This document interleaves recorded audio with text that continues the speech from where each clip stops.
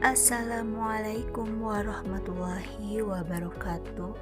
Salam sejahtera bagi kita semua. Shalom, Om Swastiastu, Namo Buddhaya, salam kebajikan.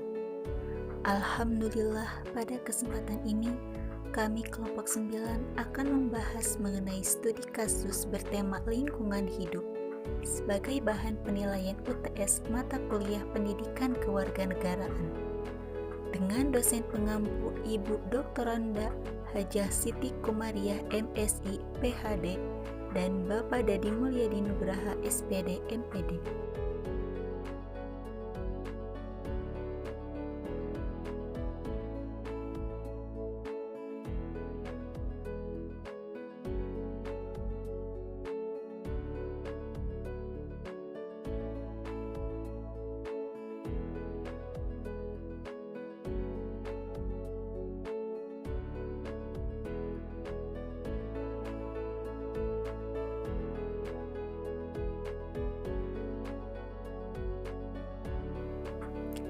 Seperti di awal kita lihat, terdapat gambar daerah aliran sungai Cimencerang yang sangat memprihatinkan.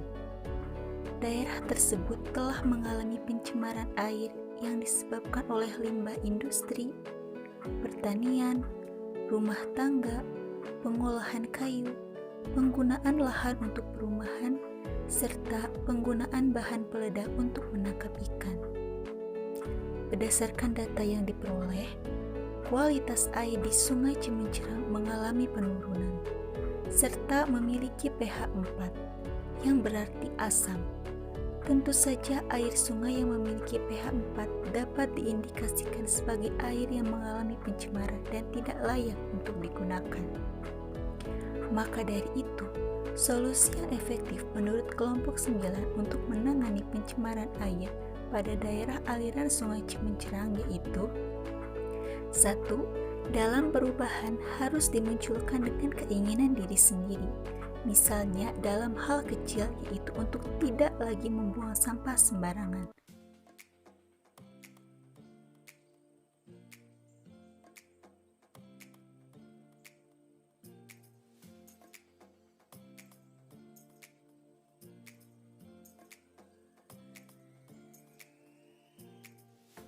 2. Pemerintah yang bersangkutan dalam pengelolaan air harus bertindak langsung.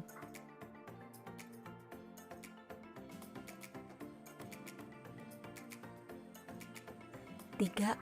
Pengadaan sosialisasi dari desa ke desa tentang bagaimana dampak dari pencemaran air yang akan dirasakan di masa depan.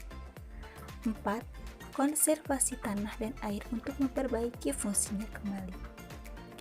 Pada prinsipnya, ada 2 usaha untuk menanggulangi pencemaran, yaitu penanggulangan secara non-teknis dan secara teknis. Penanggulangan secara non-teknis yaitu suatu usaha untuk mengurangi pencemaran lingkungan dengan cara menciptakan peraturan perundang-undangan yang dapat merencanakan, mengatur, dan mengawasi segala macam bentuk kegiatan industri dan teknologi sehingga tidak terjadi lagi pencemaran. Peraturan perundangan ini hendaknya dapat memberikan gambaran secara jelas tentang kegiatan industri yang akan dilaksanakan, misalnya meliputi AMDAL, pengaturan dan pengawasan kegiatan, serta menanamkan perilaku disiplin.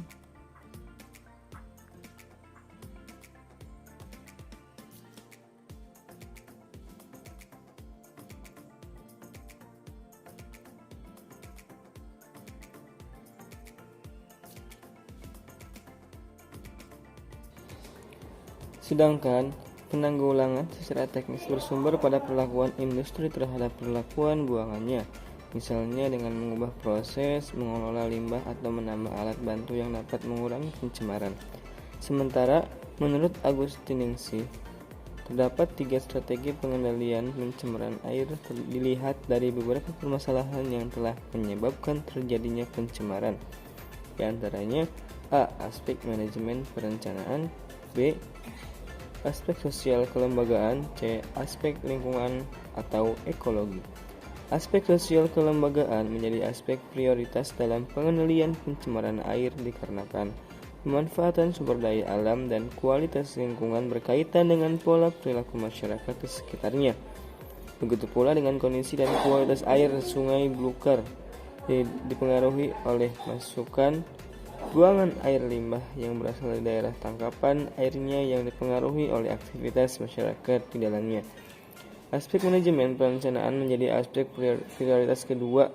Hal ini mengindikasikan bahwa dalam strategi pengendalian pencemaran air diperlukan suatu instrumen kebijakan yang dijadikan pedoman dalam pengendalian pencemaran, termasuk pembagian peran antar instansi terkait.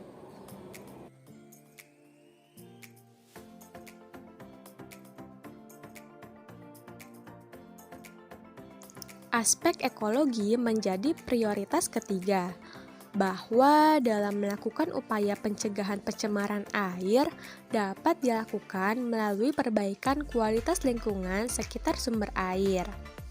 Demikianlah solusi yang menurut kami dinilai efektif dalam menanggulangi pencemaran air pada daerah aliran sungai Cimencrang.